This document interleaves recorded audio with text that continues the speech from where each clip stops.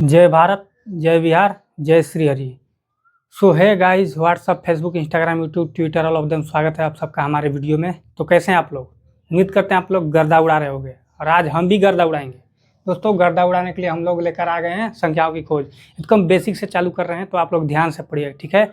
ये हमारा यूट्यूब पर जिंदगी का पहला क्लास है, तो चलिए इसके बारे में पढ़ते हैं हम लोग। दोस्तों, संख्याओं की खोज। और इसमें आप लोग बोलेंगे कि संख्याएं पढ़नी है, नंबर सिस्टम पढ़ना है, तो संख्याओं की खोज से आप क्या मतलब है? मैं आपको समझाना चाहता हूं कि संख्याएं जितनी भी हम लोग इस्तेमाल करते हैं, गुणा, भाग, जोड़, घटाव, जिसमें भी, तो उन सब में कौन कौन सी संख्याएं यूज होती है, आखिर संख्याएं कितनी है, संख्याओं की संख्या कितनी है, और इनको क्यों खोजा गया, कब खोजा गया, किसने खोजा, इसके बारे में हम लोग जानेंगे, ठीक है। चलिए, संख्याओं की खोज हो गया। यहाँ पे सबसे पहले यहाँ पे आर्यभट्ट को माना जाता है जीरो का खोज करने के लिए। तो आर्यभट्ट ने क्या किया था 5वीं शताब्दी में, ठीक है। यहाँ पे देखिए,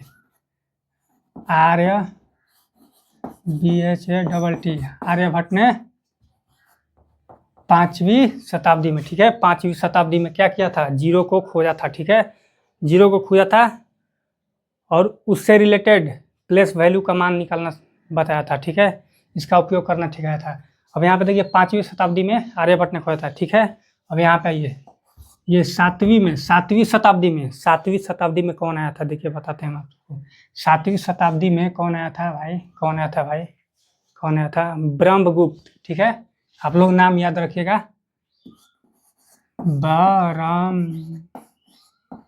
ब्रह्मगुप्त, ठीक है, ब्रह्मगुप्त। 7वीं शताब्दी में ब्रह्मगुप्त आए और उन्होंने क्या किया, आर्यभट्ट ने क्या किया कि जीरो की खोज की, ठीक है। आर्यभट्ट ने जीरो की खोज की और इन्होंने क्या किया, जीरो को एक स्वतंत्र संख्या बताया, ठीक है। आर्यभट्ट ने जीरो की खोज की और ब्रह्मगुप्त ने जीरो को स्वतंत्र संख्या बताया। आर्यभट्ट आए थे 5वीं शताब्दी में और ये आए थे 7वीं शताब्दी में, ठीक है। यानी कि इनका समय काल अगर देखा जाए तो इनका समय काल होता है 400 से 499 के बीच, यही ना। 5वीं शताब्दी का मतलब क्या होता है, अभी कौन सी शताब्दी चल रही है? अभी चल रही है 21वीं शताब्दी, ठीक है। 21वीं शताब्दी चल रही ना, तो 21वीं का मतलब क्या है, एक कदम पीछे है ना। यानी कि 2000 से लेके 2099 तक, इतना को क्या बोले आप अपन लोग क्या बोलते हैं इतना को, 21वीं शताब्दी, ठीक है। तो यहाँ पे देखिए 5वीं शताब्दी में जीरो की खोज किसने की थी, आर्यभट्ट ने, ठीक है। और 5वीं शताब्दी यानी कि 400 से 499 ईसा के दौरान इन्होंने खोज की थी, ठीक है। ये ब्रह्मगुप्त ने 7वीं शताब्दी में जीरो को एक स्वतंत्र संख्या बताया था, जीरो को एक स्वतंत्र संख्या बताया था। यानी कि इनका समय होता है 600 से 699 के बीच, 600 से 699 ईसा के बीच, ठीक है। यहाँ पे इसको मिटा देते हैं, यहाँ तक आप लोग समझ गए। तो ये तो थ्योरेटिकल है, यानी कि जो हमें सूचनाएं मिली, जिसका साक्ष्य मिलता है, जो प्रमाण है, उसके हिसाब से, चूंकि उतना पुराना प्रमाण किसी के पास स्पष्ट रूप से नहीं है, ठीक है। तो जो प्रमाण हमें मिल पाता है उसके अनुसार हम लोग जीरो की खोज आर्यभट्ट को बताते हैं 5वीं शताब्दी में, और ये ब्रह्मगुप्त को 7वीं शताब्दी में बताते हैं कि जीरो को एक स्वतंत्र संख्या माना इन्होंने, ठीक है। उसके बाद सब लोग मानने लगे, ठीक है। चलिए इसको मिटाते हैं, ठीक है, इसको मिटाते हैं। चलिए एक और थ्योरी समझते हैं। यहाँ पे देखिए, जैसे मान लीजिए जीरो की खोज आर्यभट्ट ने की थी 5वीं शताब्दी में, ठीक है, और 7वीं शताब्दी में ब्रह्मगुप्त ने बताया था कि वो एक स्वतंत्र संख्या है। अब उसके बाद देखिए, सिर्फ एक ही संख्या तो नहीं रहेगी ना, अब 1 से लेकर 9 तक संख्याएं हम लोग पढ़ते हैं जीरो के साथ में, तो 1 से लेकर 9 तक तो संख्याएं बाकी है। अभी देखिए, जीरो को हमने समझा, अब ठीक है, यहाँ पे 1 से लेकर 9 तक की संख्याएं अब हम लोग को पता करनी है कैसे आई होंगी, ठीक है। तो हम लोग कुछ मान के नहीं चलेंगे, हम लोग के पास नॉलेज नहीं है उतना, लेकिन इसको समझते हैं कि कैसे आया होगा। देखिए, जैसे मान लीजिए प्राचीन समय में, जब प्राचीन भारत था, पूरा बड़ा भारत था, ठीक है, तो उस समय क्या हुआ होगा, जैसे कुछ भी चीज़ विकसित नहीं थी, क्योंकि अलग अलग सभ्यताएं आई और समय के साथ वो बदलती गई, ठीक है, नष्ट होती गई। तो पहले के टाइम में जब कोई भी आदमी या आदमियों का समूह, ठीक है, एक साथ निकलते होंगे शिकार पर, या फिर कोई फल तोड़ते होंगे, जैसे मान लीजिए 2-4 लोगों ने मिल के इतना फल तोड़ा, मान लीजिए कोई कुछ बनाया हुआ टोकरी जैसा इन लोगों ने रखने के लिए, ठीक है। तो इसमें बहुत सारे फल तोड़े, ठीक है, बहुत सारे फल तोड़े, ठीक है, बहुत सारे फल तोड़े। अब इनको गिनने के लिए क्या किया होगा, इनको गिना नहीं होगा शुरू में, ठीक है। इन लोगों ने फल तोड़ा होगा और उसके बाद इकट्ठे किए होंगे, इसमें रखा होगा, और उसके बाद क्या होगा कि जिसको जितना मर्जी, जितना मन वो उतना खाया होगा, ठीक है। जो जितना मन किया होगा उतना खाया होगा, और उसके बाद जो बच गया होगा उसको इन लोगों ने कहीं अलग रख दिया होगा, लेकिन इन लोगों ने काउंट नहीं किया होगा क्योंकि इन लोगों को गिनती नहीं आती थी, ठीक है। इन लोगों को संख्याएं नहीं मालूम थी। लेकिन देखिए अब इन लोगों ने समझना चालू किया। जैसे मान लीजिए परिवार में कुछ भी होता है, जब मान लीजिए जब किसी की शादी नहीं हुई होती है तो भाइयों में क्या होता है कि बनाव रहता है, ठीक है, बनाव रहता है। और जब शादी हो जाती है तो भाइयों में तनाव रहता है। कारण यहाँ पे समझ आते हैं आपको। जैसे शादी नहीं हुई होती है तो वहाँ पे क्या होता है कि जो भी चीज़ होती है उसमें बंटवारा होता है। तो उसमें ये नहीं होता है कि तुम आधा लो आधा मैं लूँ, ठीक है। कोई भाई ज़्यादा भी ले सकता है, कोई भाई कम भी ले सकता है, तो इसमें हिसाब नहीं होता है, ठीक है। तो ये अनगिनत था, ये हिसाब नहीं था इसमें, ठीक है। जितना आया उतना, जिसको जितना मन उतना खाया। तो क्या हुआ कि उन लोगों में कभी तनाव आया होगा या फिर नहीं आया होगा तो ज़रूरत पड़ी हुई, ठीक है। इन लोगों ने सोचा होगा कि इतने सारे हैं, आखिर इनको कैसे हम लोग गिनेंगे, कैसे प्रेजेंट करेंगे, ठीक है, प्रदर्शित कैसे करेंगे, इन लोगों को क्या मान कर चले इन लोगों को। तो ठीक है, जैसे मान लो, अब समझाते हैं आप सबको। जैसे मान लो इन लोगों ने एक आम तोड़ा, ठीक है, ये एक आम तोड़ा, तो इसको क्या लिखा हुआ इन लोगों ने बताओ। कुछ नहीं, एक सिंपल सा मान लो पाई दिया होगा, ठीक है, ये पाई दे दिया होगा। अगर 2 आम तोड़ा होगा, ठीक है, 2 आम तोड़ा होगा तो क्या किया होगा, यहाँ पे 2 लिखा होगा, नहीं नहीं 2 नहीं लिखा होगा, यहाँ पे 2 पाई दिया होगा, ठीक है, 2 पाई। ऐसे ही यहाँ पे जितने भी आम तोड़े, 3 आम तोड़े 3 पाई, 4 आम तोड़े 4 पाई, ठीक है, 5 आम तोड़े 5, 6 आम तोड़े 6, 9 10 11 20 50, जितने आम तोड़े उतने। लेकिन देखिए ये संख्या जब बढ़ने लगी, यहाँ पे ध्यान दीजिएगा, पहले यहाँ पे समझिए, 2 आम तो इतने आम तोड़े, इतने से अगर बहुत से लोगों ने बहुत सारे आम खा लिए तो बचे 2 आम। तो इन लोगों को ये मालूम करने के लिए कि कितने बच्चे हैं, उसमें से कोई ले न ले, इसके लिए इन लोगों ने 2 आम लिख दिया यहाँ पे कि 2 बचा है, ठीक है। इसे 2 पाई समझ लिया दिमाग में कि 2 पाई है, ठीक है, इतना आम बचा है। अब देखिए ये आम की जब संख्या बढ़ने लगी, कितना तक गिनते ये लोग, 10 20 50, कितना गिनते हैं, 50 यहाँ पे पारेंगे तो पूरा बोर्ड भर जाएगा, ठीक है। मान लीजिए 100 तक इन लोगों ने कर दिया होगा, लेकिन ये तो अनंत होता है ना। ये अगर पूरा पेड़ का फल तोड़ दिया जाए एक साथ तो 100 से भी ज़्यादा निकल सकते हैं, और एक ही पेड़ तो नहीं होंगे ना, जंगल में बहुत सारे पेड़ होंगे। तो इसीलिए इन लोगों ने क्या किया होगा बताते हैं हम सबको। इन लोगों ने जैसे ही संख्या बड़ी होने लगी होगी, ठीक है, जैसे ही संख्या बढ़ने लगी होगी तो इन लोगों ने कुछ उपाय लगाया होगा, दिमाग लगाया होगा, ठीक है। जैसे मान लीजिए यहाँ पे मान लीजिए 10 जीरो है, ठीक है, ये 10 जीरो है, मान लीजिए 11 जीरो है, कोई भी संख्या मान सकते हैं। 11 जीरो है तो ये कितनी बार लिखेंगे, दिमाग में कितना रटेंगे। तो इन लोगों ने क्या किया होगा, इनको अब नंबर देना शुरू कर। जैसे मान लीजिए यहाँ पे 1 जीरो है, ठीक है, 1 जीरो है यहाँ पे, तो 1 को लिखा होगा इन्होंने, ये पाई पहले डाला था, इस पाई को पाई ही रहने दिया होगा लगभग, मतलब ऐसे बाद में इस रूप में आया होगा, लेकिन पहले इन्होंने पाई रहने दिया होगा, ठीक है। उसके बाद ये जो 2 है, अब इसको कैसे लिखा होगा भाई, इसको ये 2 बार लिखते हैं ऐसे करके, तो ये तो पहले जैसी ही बात हो जाती। इसको ढूंढने का क्या फ़ायदा, जब इसको सबको ऐसे एक एक करके 3 बार 4 बार लिखते जाएं। तो इनको भी एक शॉर्ट फॉर्म दिया होगा, ठीक है। यहाँ पे 2 आ गया, ठीक है, अरे यार यहाँ पे 2 आ गया। चलिए इस 3 को समझते हैं। 3 को भी कोई नया रूप दिया होगा तो इसको नया रूप देंगे, ये 3 आ गया, ऐसे ऐसे लिया, कोई नया शब्द अंक, कोई नया अंक, कोई नया स्टाइल अपनाया होगा, ठीक है। 4 है, यहाँ पे एक नया स्टाइल आ गया 4, ठीक है। 5, ये 5 है, ये इतना 5 है, इसको लिखा होगा ऐसे, कोई नई संख्या यानी कि नया स्टाइल में कुछ नया करने का ट्राई किया होगा, 5 आया, ठीक है। ये 6 है, इसको ऐसे ऐसे ही 7 8 9 तक, ठीक है।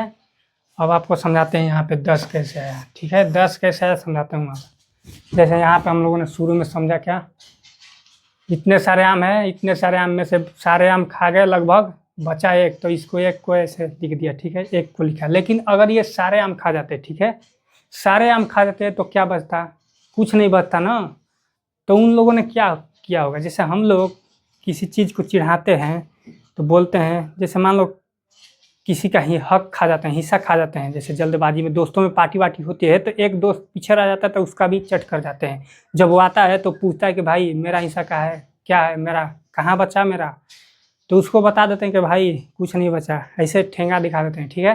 तो ऐसे ही जैसे आम है, मान लो इस आम में से सारे आम को खाए एक को छोड़ के, तो यहाँ पे एक बचा, तो इसको तो एक लिख दिए।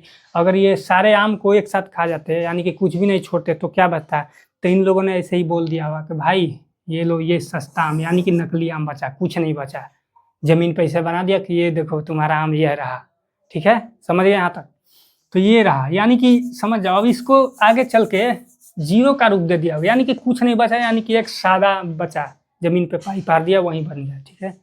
तो जीरो की खोज ऐसे लगभग हुई होगी, ठीक है, उन लोगों ने ऐसे माना होगा, ठीक है। उन लोगों के पास किताब थोड़ी था कि वो पढ़ते कि आर्यभट्ट भाई साहब ने जीरो की खोज की थी, तो ऐसे माना होगा।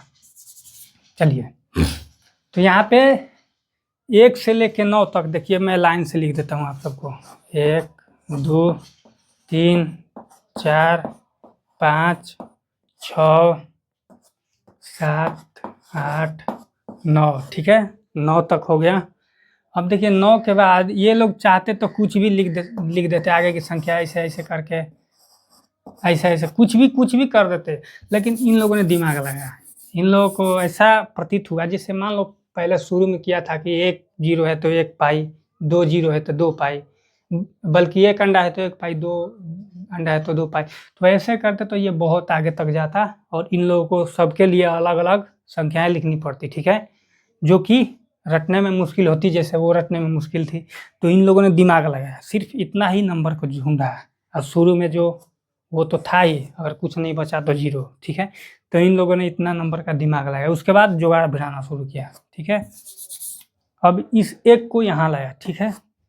9 के बाद कोई नई संख्या सोची होगी, लेकिन जब मुश्किलें पड़ी होंगी तो उसको हटाया होगा, या फिर उसको सोचा ही नहीं होगा।